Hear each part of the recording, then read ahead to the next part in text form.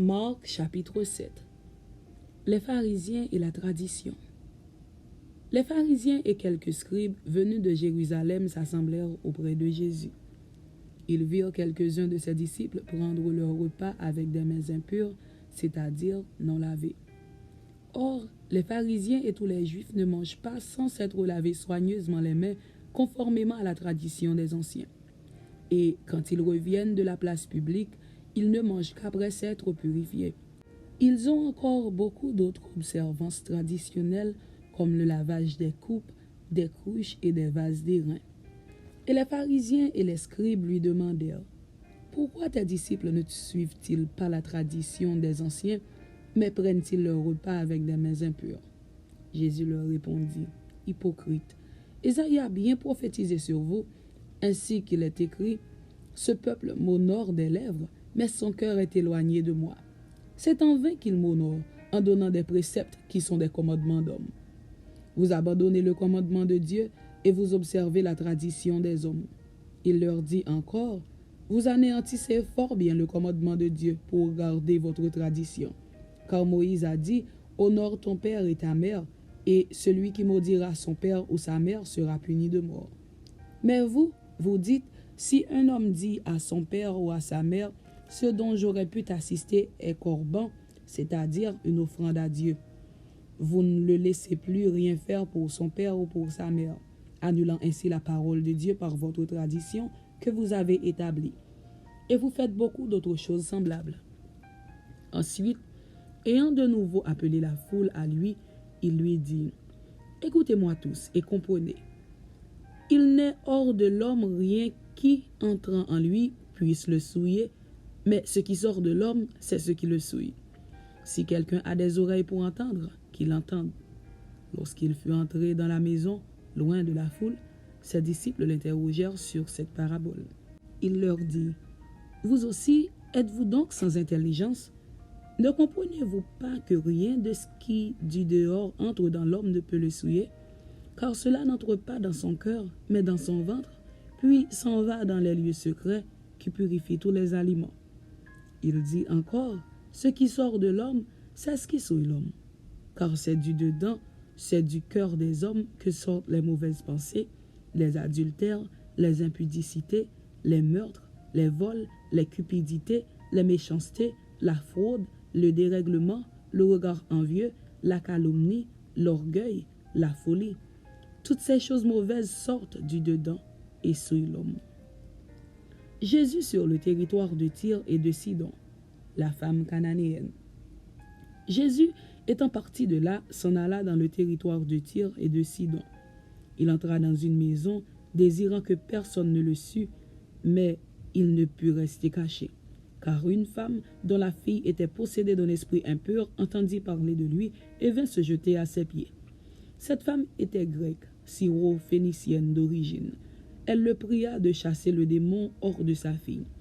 Jésus lui dit: laisse d'abord les enfants se rassasier, car il n'est pas bien de prendre le pain des enfants et de le jeter aux petits chiens.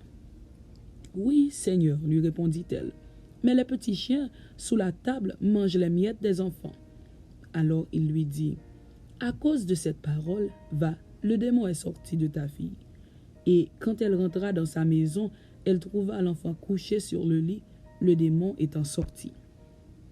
Jésus de retour vers la mer de Galilée, guérison d'un sourd-muet. Jésus quitta le territoire de Tyr et revint par Sidon vers la mer de la Galilée, en traversant le pays de la Décapole. On lui amena un sourd qui avait la difficulté à parler, et on le pria de lui imposer les mains. Il le prit à part loin de la foule, lui mit les doigts dans les oreilles et lui toucha la langue avec sa propre salive.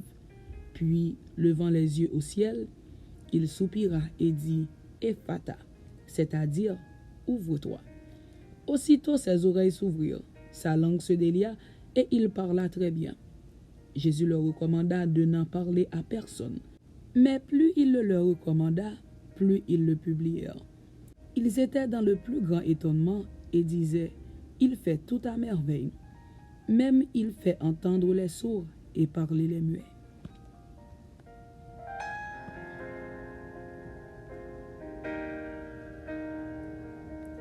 Marc chapitre 8.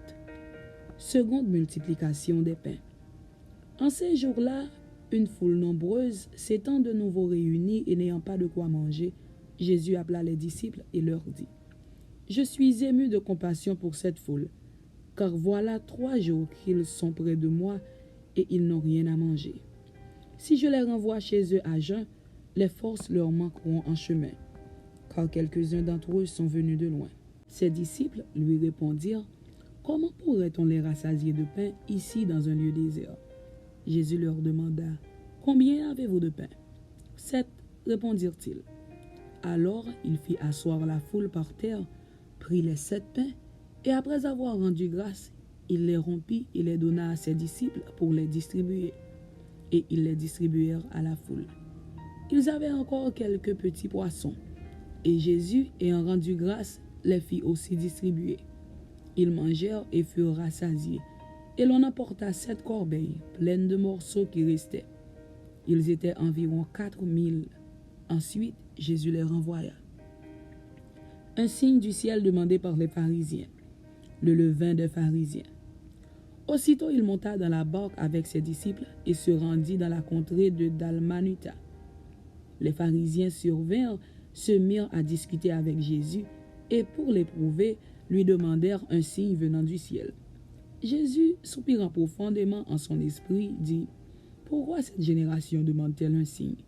Je vous le dis en vérité, il ne sera point donné de signe à cette génération. Puis il les quitta et remonta dans la barque pour passer sur l'autre bord. Les disciples avaient oublié de prendre des pains. Ils n'en avaient qu'un seul avec eux dans la barque. Jésus leur fit cette recommandation: Gardez-vous avec soin du levain des pharisiens et du levain d'Hérode. Les disciples raisonnaient entre eux et disaient: C'est parce que nous n'avons pas de pain. Jésus, l'ayant connu, leur dit: Pourquoi raisonnez-vous sur ce que vous n'avez pas de pain? Êtes-vous encore sans intelligence et ne comprenez-vous pas? Avez-vous le cœur endurci? Ayant des yeux, ne voyez-vous pas? Ayant des oreilles, n'entendez-vous pas? Et n'avez-vous point de mémoire? Quand j'ai rompu les 5 pains pour les 5000 hommes, combien de paniers pleins de morceaux avez-vous emporté? 12, lui répondirent-ils. Et quand j'ai rompu les 7 pains pour les 4000 hommes, combien de corbeilles pleines de morceaux avez-vous emporté? 7, répondirent-ils. Et il leur dit: Ne comprenez-vous pas encore? Guérison d'un aveugle à Bethsaïda. Ils se rendirent à Bethsaïda, et on amena vers Jésus un aveugle, qu'on le pria de toucher. Il prit l'aveugle par la main et le conduisit hors du village. Puis il lui mit de la salive sur les yeux, lui imposa les mains et lui demanda s'il voyait quelque chose. Il regarda et dit: J'aperçois les hommes, mais j'en vois comme des arbres, et qui marchent. Jésus lui mit de nouveau les mains sur les yeux, et quand l'aveugle regarda fixement, il fut guéri et vit tout distinctement. Alors Jésus le renvoya dans sa maison en disant: N'entre pas au village. Jésus sur le territoire de Césarée de Philippe. Opinions diverses sur le Christ. Confession de Pierre. Jésus s'en alla avec ses disciples dans les villages de Césarée de Philippe et il leur posa en chemin cette question: Qui dit-on que je suis? Ils répondirent: Jean-Baptiste. Les autres: Élie. Les autres: l'un des prophètes. Et vous? Leur demanda-t-il. Qui dites-vous que je suis? Pierre lui répondit: Tu es le Christ. Jésus leur recommanda sévèrement de ne dire cela de lui à personne. Jésus annonce ses souffrances et sa mort. Comment suivre Jésus? Alors il commença à leur apprendre qu'il fallait que le Fils de l'homme souffrit beaucoup, qu'il fût rejeté par les anciens, par les principaux sacrificateurs et par les scribes, qu'il fut mis à mort et qu'il ressuscita 3 jours après. Il leur disait ces choses ouvertement. Et Pierre, l'ayant pris à part, se mit à le reprendre. Mais Jésus, se retournant et regardant ses disciples, réprimanda Pierre et dit: Arrière de moi, Satan, car tu ne conçois pas les choses de Dieu, tu n'as que des pensées humaines.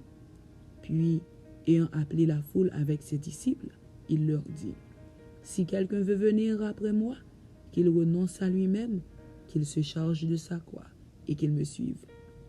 Car celui qui voudra sauver sa vie la perdra, mais celui qui perdra sa vie à cause de moi et de la bonne nouvelle la sauvera.